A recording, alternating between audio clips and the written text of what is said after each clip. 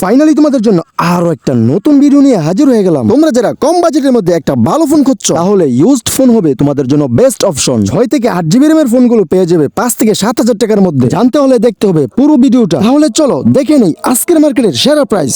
Oppo Reno 5 Pro 12GB 256GB 16,000 টাকা 16,000 টাকা লেগে দিবে। তো Motorola Razr 8GB 256GB আজকে পাচ্ছে অনলি কিন্তু 30,000 টাকা। A51 6128 16,000 5G A51 5 তো Xiaomi 30 আলো 12GB 256GB ইন্টারন্যাশনাল গ্লোবাল আর কাছে 12,000 টাকা। হ্যাঁ চলে 12,000 টাকা Aqua 02 তাই না?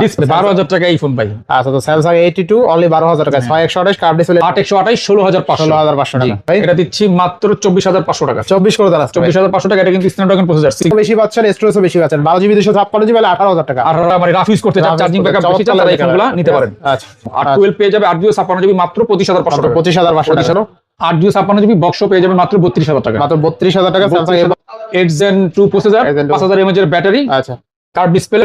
আচ্ছা টাকা Samsung Note 10 Plus 12256 হলে 30,000 টাকা ঠিক আছে একদম 22,500 টাকা। আচ্ছা 22,500 টাকা। আমাদের কাছ থেকে ফোন নিলে কি কি সুবিধা পাচ্ছেন ও কন্টাক্ট নম্বর দেওয়া থাকবে পিন কমেন্টে।